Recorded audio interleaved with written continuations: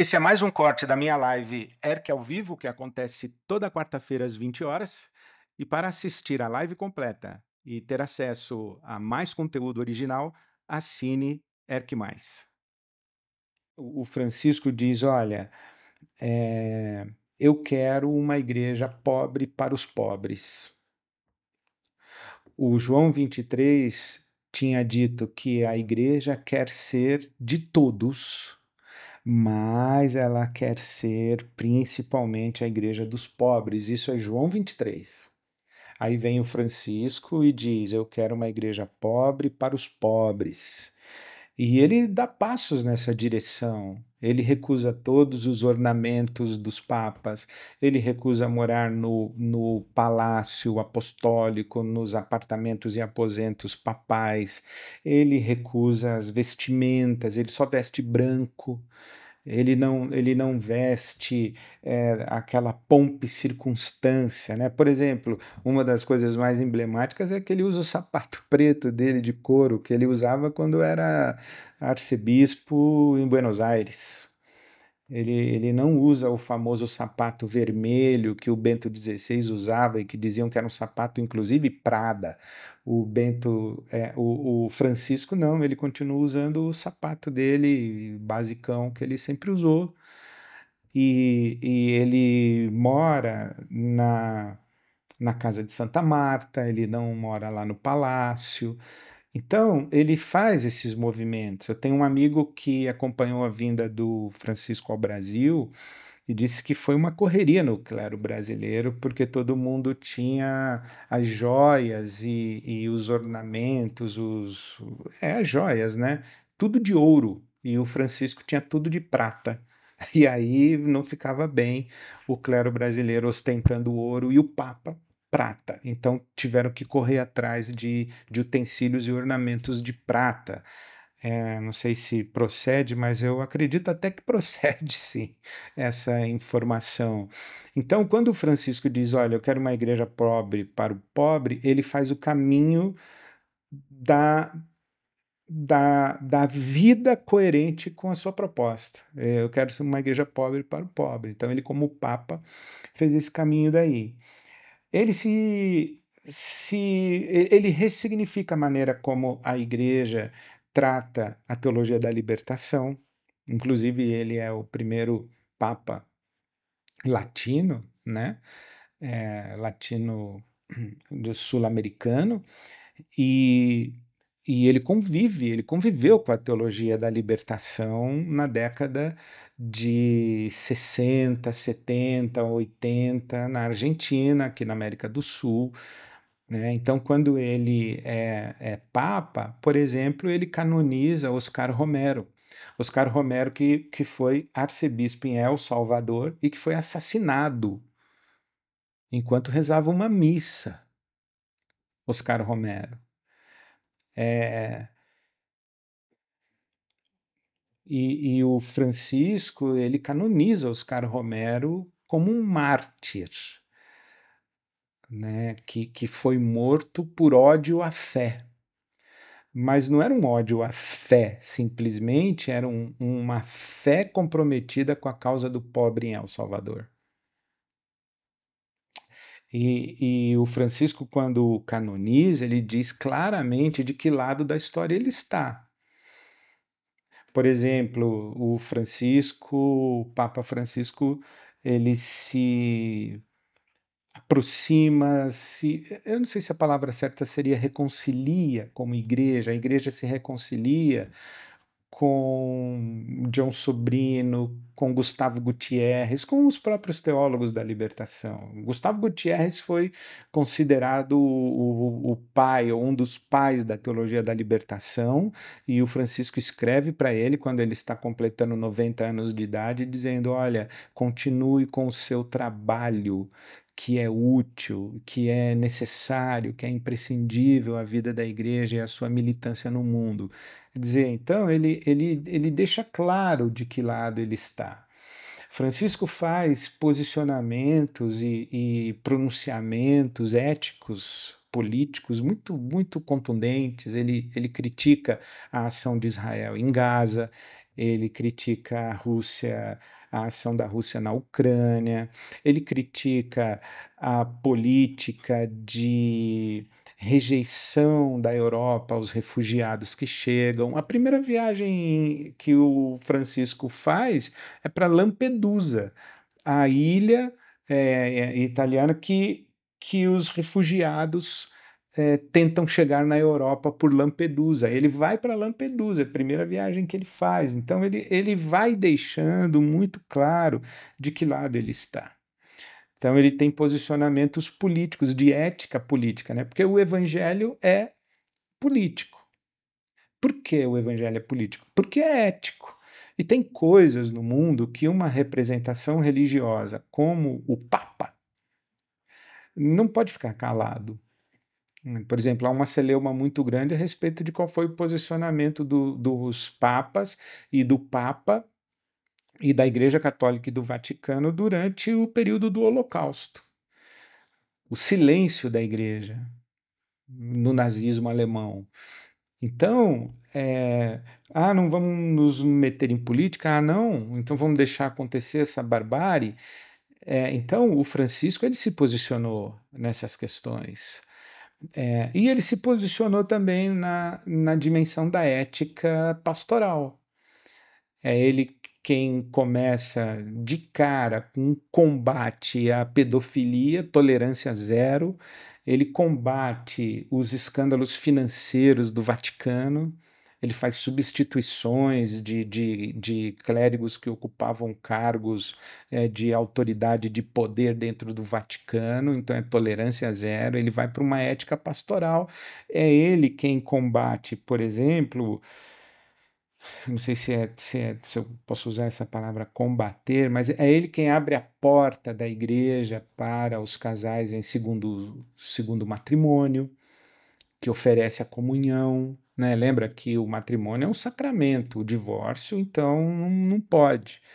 E o Francisco diz: não, se ele está divorciado, casou de novo, vamos oferecer a comunhão. Então, ele autoriza que os casais em segundo casamento participem da comunhão. É Francisco quem abre as portas da igreja para reconhecer a comunidade LGBTQIA+. A pastoral dele para as pessoas homoafetivas é muito diferente. A célebre expressão de Francisco é: quem sou eu para julgá-los? E ele quer abrir a igreja para receber esses irmãos e irmãs. É Francisco quem propõe o fim do celibato obrigatório para o clero católico. E ele não consegue aprovar. Inclusive, eu ouvi o Frei Beto explicando que o Francisco convoca um sínodo indígena na Amazônia. E na Amazônia, e para os povos indígenas, é inconcebível um adulto solteiro. Então, o Francisco diz: olha, nós queremos que os padres dos indígenas sejam indígenas e eles precisam casar, porque dentro da cultura deles eles têm que casar, nós temos que abrir isso, e não passou, não passou. Veja que interessante, o, o, o Francisco propõe a abertura do sacerdócio para as mulheres, ele defende o sacerdócio feminino. Francisco não seria bem-vindo em praticamente nenhuma denominação evangélica no Brasil. Não teria simpatias. Inclusive, o Francisco foi chamado de comunista e ele foi um papa que conviveu com polêmicas diariamente em função dos posicionamentos dele, e as hostes conservadoras do Vaticano sempre fizeram questão de hostilizá-lo e de colocar freios e brecar o espírito e a índole reformista de Francisco na, na, no fluir e na implementação do Concílio Vaticano II. Então, Francisco é uma figura notabilíssima, é um homem que marcou época e que entra para a história. E acredito que daqui a alguns anos nós vamos saber e vamos perceber ainda muito mais a respeito de Francisco, né? Por exemplo, o Francisco era absolutamente crítico do consumismo, do capitalismo, do neoliberalismo. Ele foi genial quando disse que o oposto da, o oposto da fé não é incredulidade, mas idolatria. E disse que o principal ídolo do mundo contemporâneo é o dinheiro. Então, ele sempre foi crítico a isso, condenou muito o consumismo, a cultura consumista do mundo ocidental e tudo mais. Então, que mais que eu tenho para falar? Ah, ele fez reforma no Colégio Cardinalício, porque ele indicou, né, os arcebispos que vão eleger o novo Papa. Quer dizer, na minha conta aqui, ó, 80% dos arcebispos, não, dos cardeais que elegerão um novo Papa foram indicados por Francisco. 80%. Isso significa 108 dos 135 votantes, porque só pode votar quem tem menos de 80 anos. Então, olha, 80% dos cardeais, o que nos dá uma certa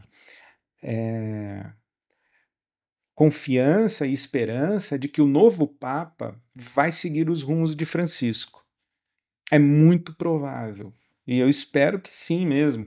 Ele fez uma mudança do eixo de poder da Igreja, da Europa, para da Europa e América do Norte para a América Latina, Ásia e África. Então, tudo isso é Francisco.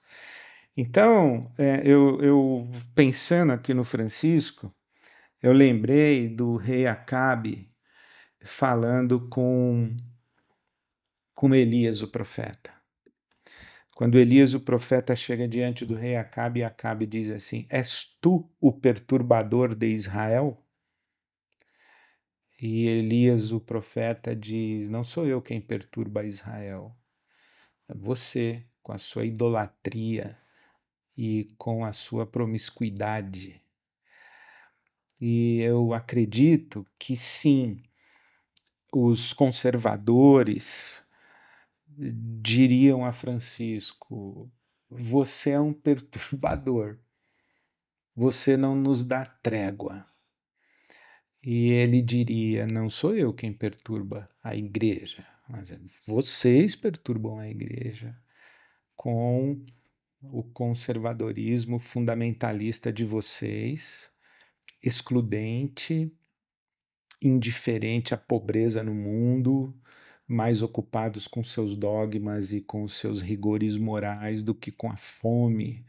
Vocês se escandalizam um pouco com a guerra e com a morte de inocentes, e vocês zelam pela pompa e circunstância da igreja. Quer dizer,